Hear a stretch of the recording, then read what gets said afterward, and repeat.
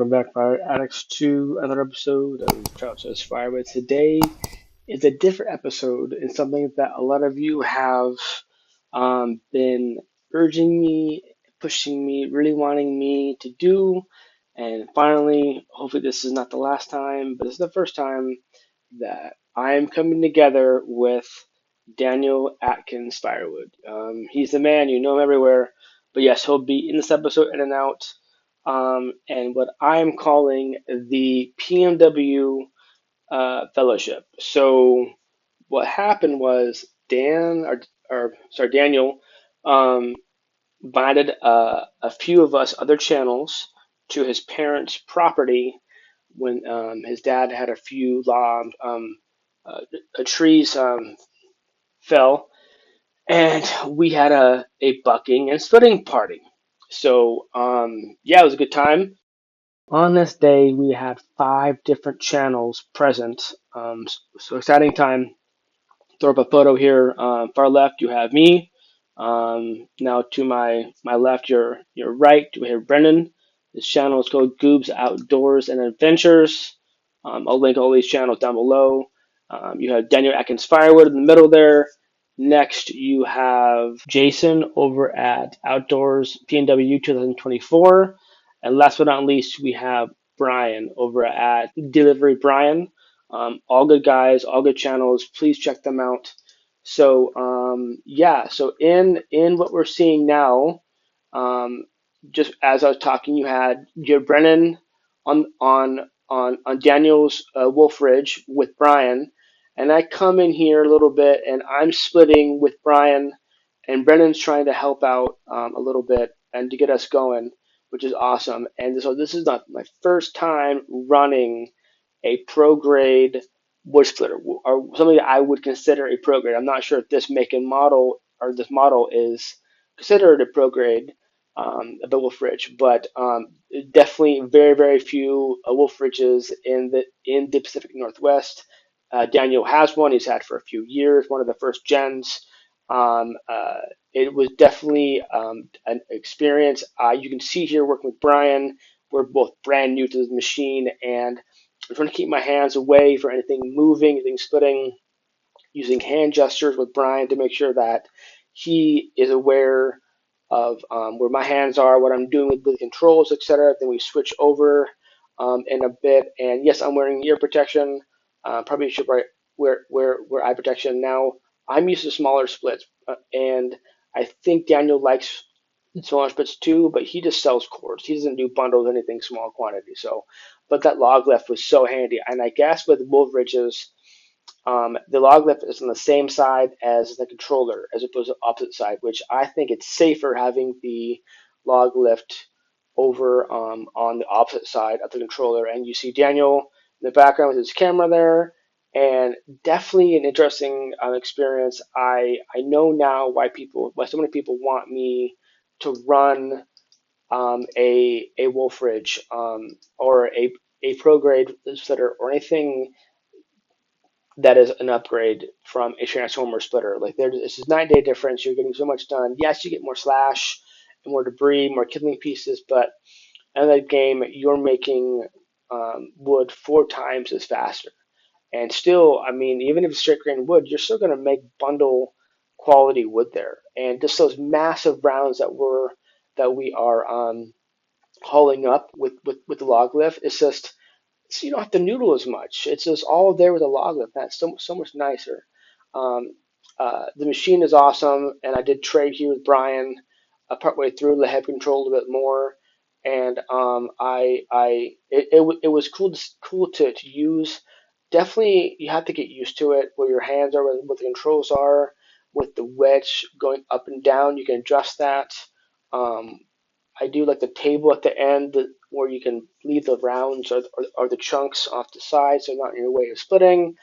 And I'm sure we probably split a little bit more than maybe like a face cord, maybe a half cord that day between, I think, 4 guys in rotation split for a bit, some of the rounds. So some huge trees here. This is one of the, I think that this is fir that, that we're splitting here, and it was definitely a big tree. So as I continue the voiceover, so me, I mean, we all brought our cameras and all of our gear and all our big saws, and we get there, we chat for a bit, and then I look over and like everyone is attacking this one massive log, and I talked to Daniel about this prior, like us, me being one of the bigger channels at this location. I didn't want to film. I didn't want to take over the show. I didn't want to want to not spoil it for the other channels. I want to give them the chance to film, be involved, hands on, let me be available for action shots or help to support whatever. So I didn't get much filmed as I not wanted to, but was planning to. But anyway, it worked out. So this is just a short clip, two clips of me first time running the Wolf Ridge, and later on you see me bucking. So the story. So I brought the Pinkway all sharpened up, all ready to good to go. I brought my 460 with me and I bought a new chain for it. I asked the tech there at the dealer if my bar was okay. He said the bar was fine. Just gotta use a file on it, and it should be fine. All good to go. And then I uh, brought my 372 XP clone, all sharpened up, ready to go. I bought brand new files for that thing. It was all sharp, all good to go.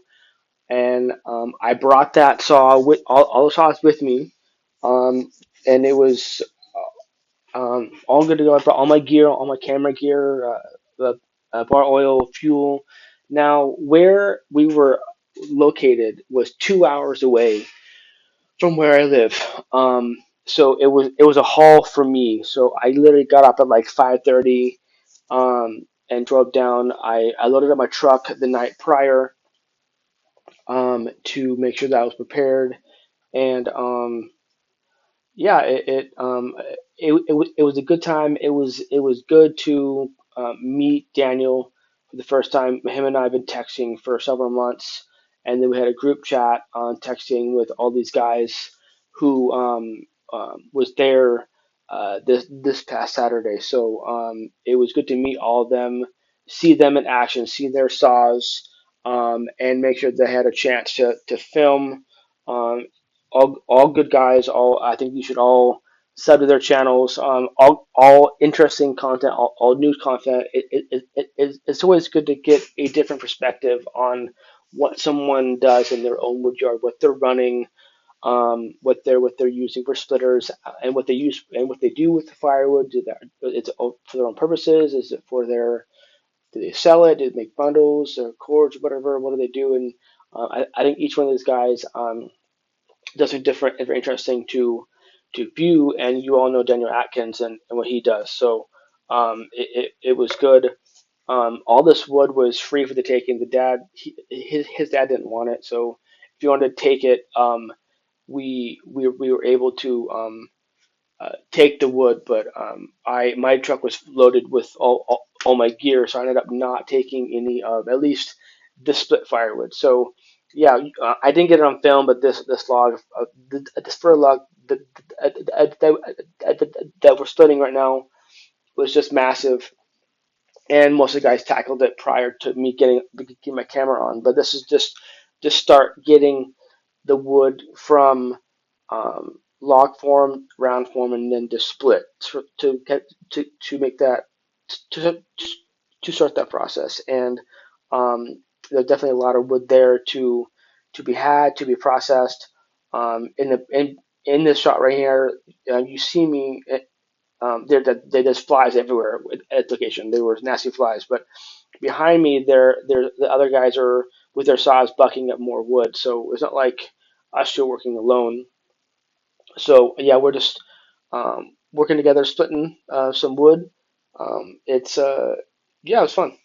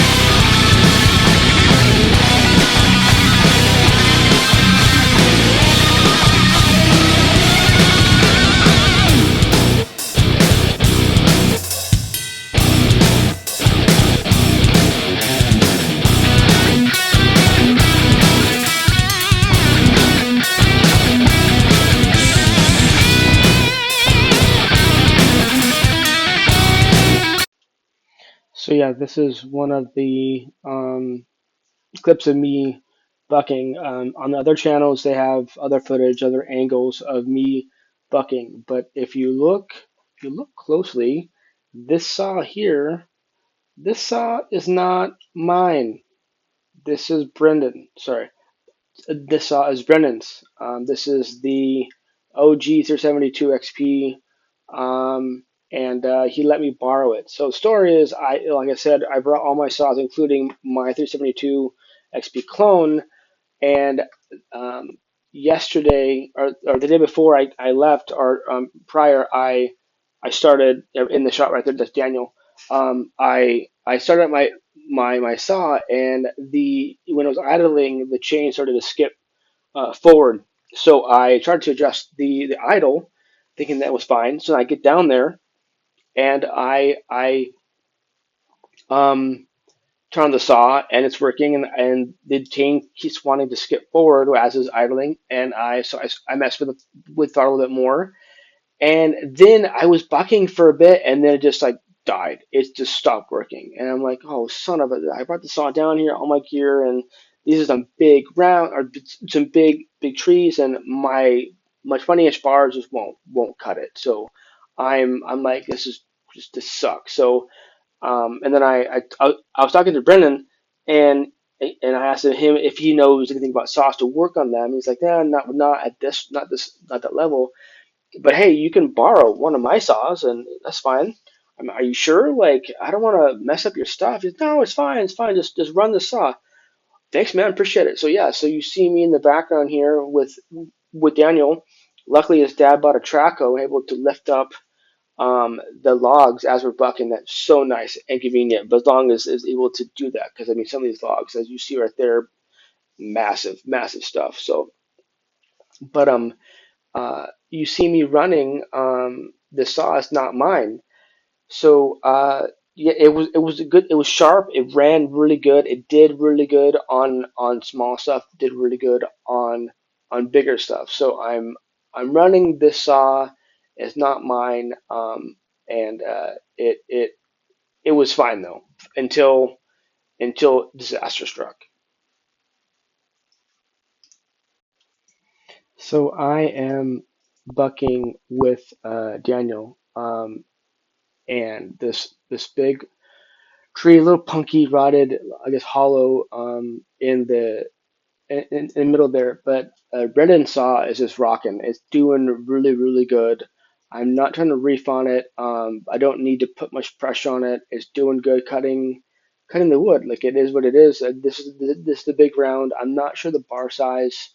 Maybe, I mean, it's bigger than the 20, but I mean, it's going through most of the round. So, and this is a pretty big tree, and I haven't had to fuel up yet.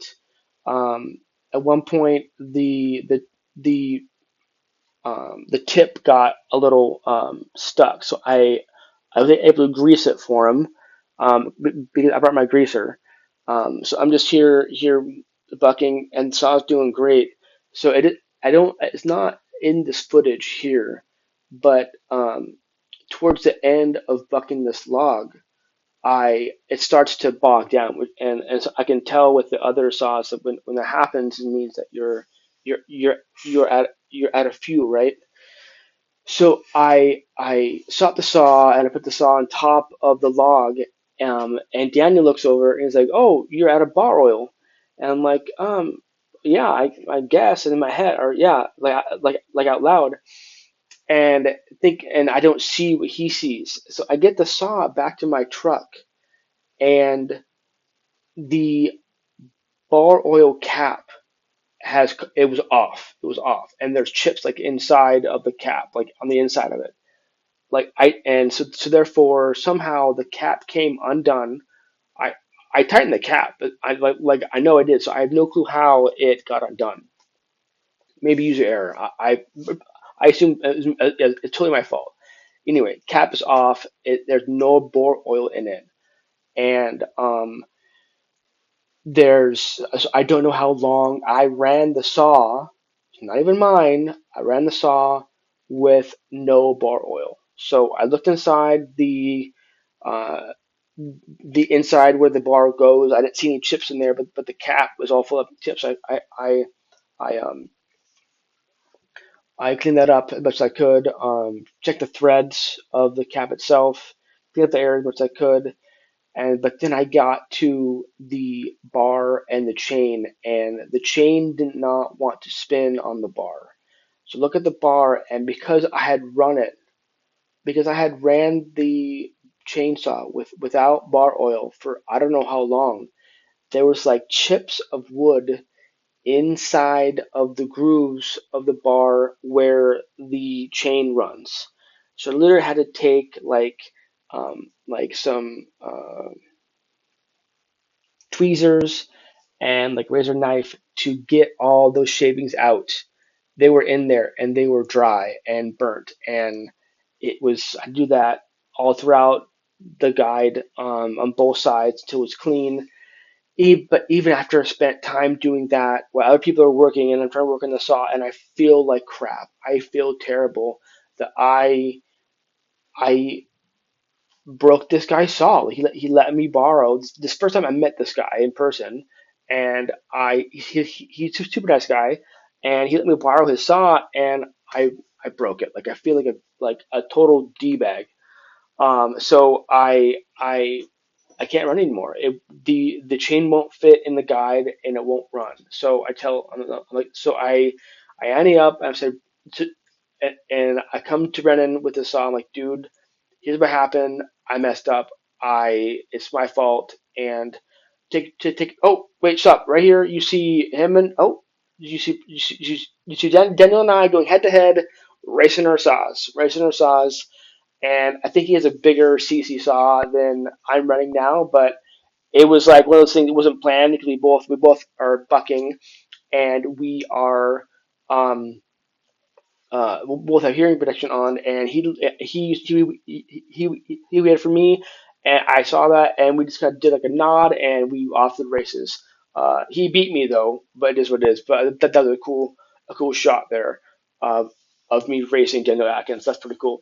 Anyway, back to my story, and I take the saw back to its owner, and I'm honest with him, saying that I messed up the saw. Here's what happened.